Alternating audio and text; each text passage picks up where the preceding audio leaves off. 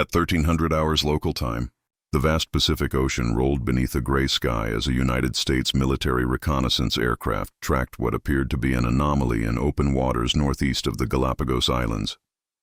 The crew aboard the HC-130J Hercules knew they were following something unusual, a contact so faint it almost blended into the noise of the radar screen. For 4 hours, they had watched a single intermittent blip flicker on and off, visible for 3 sweeps, gone for 9, like a light struggling to stay alive in the distance.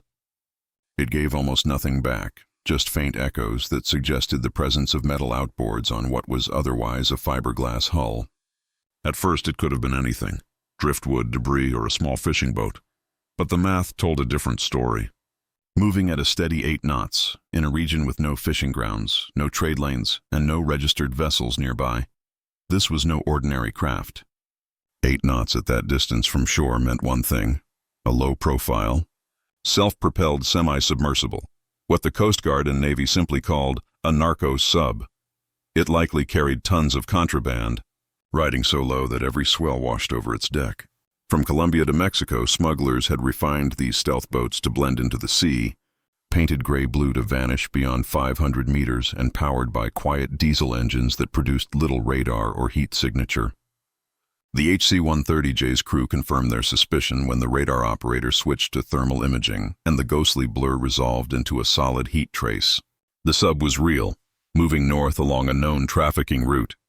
The easy part was spotting it. The hard part would be catching it before it vanished into the maze of legitimate shipping lanes further north. The closest Coast Guard cutter, the USCGC Seneca, was 50 miles away. At 20 knots, that meant nearly 2.5 hours to intercept, while the sub only needed 4 hours to reach international shipping corridors and disappear among hundreds of contacts. It was a race against time, and without air support, the target would be gone. Orders came quickly.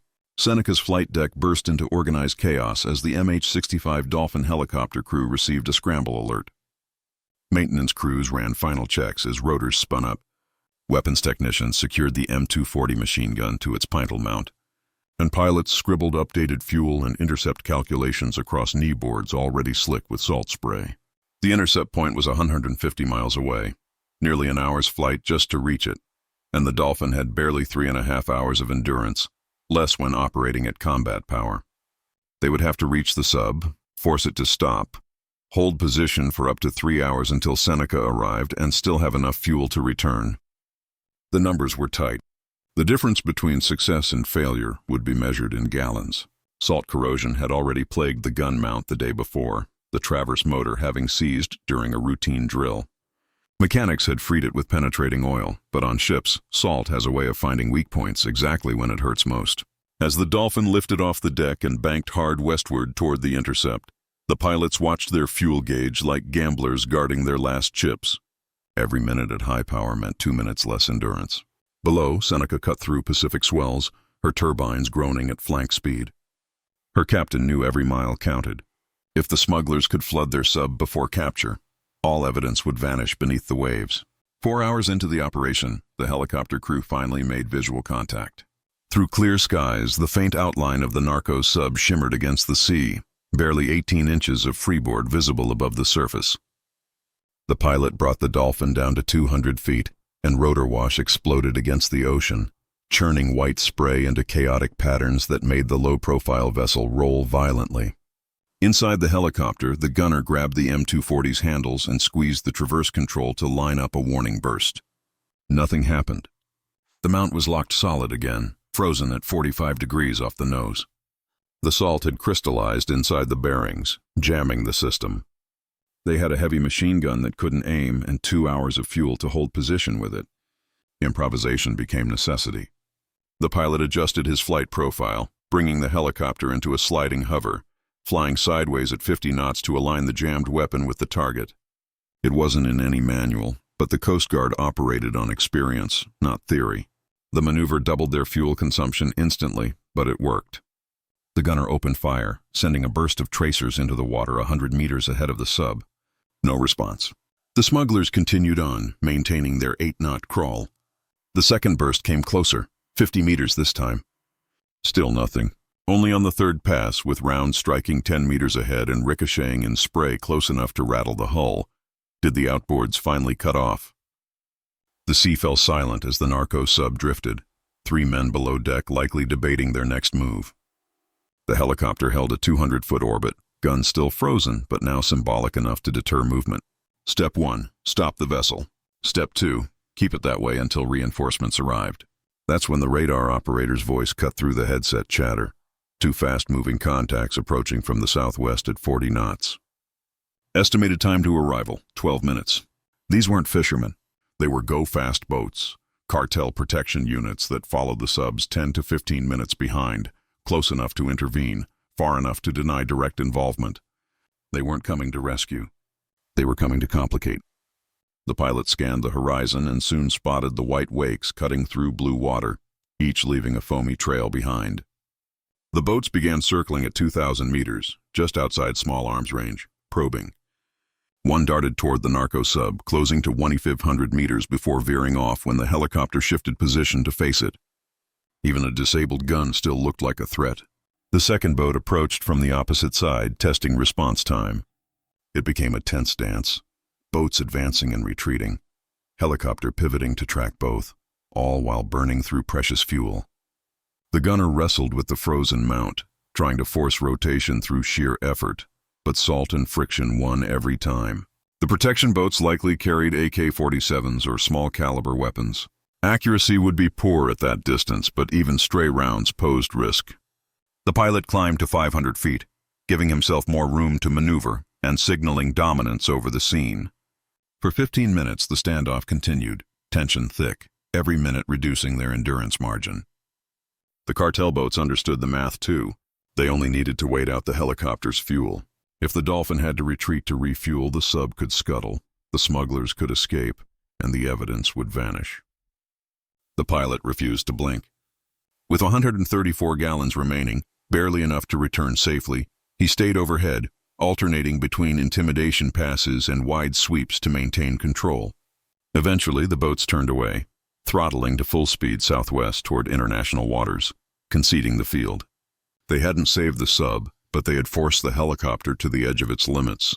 Below, the Narco sub remained motionless, 3 men likely trapped in rising fear as the sea rocked them gently. 40 minutes later, Seneca's radar confirmed her arrival on scene. The cutter slowed to 5 knots as deck crews prepared the rigid hull inflatable boat, or RHIB, for launch. The seas were building, 6-foot swells with higher sets developing, and the barometer was falling, a storm front moving in. Launching small craft in those conditions was a calculated risk. The crane operator studied wave intervals, 8 seconds between crests, then 6. He waited for the brief calm between sets and released the RHIB at the perfect moment. It dropped 6 feet, hit the surface hard, then surged forward under full throttle to clear the cutter's hull before the next swell rolled through. The helicopter orbited above, providing overwatch with dwindling fuel, while 6 Coast Guard operators aboard the RHIB raced toward the sub at 20 knots. The coxswain used a maneuver called a controlled collision, approaching at speed, then pivoting at the last second to align parallel while absorbing impact through the inflatable collar. Timing was critical. Both vessels rose and fell on different wave cycles, giving 2-second windows where decks matched height. The first boarding officer jumped across, landing on the slick fiberglass deck, weapon up, balancing against the roll of the sea. Within seconds, 2 more followed, securing positions and ordering the crew to emerge. 3 smugglers, dazed and defeated, complied without resistance. A 4th officer entered the small hatch, clearing the interior and confirming no hidden compartments or additional crew. The sub was secured.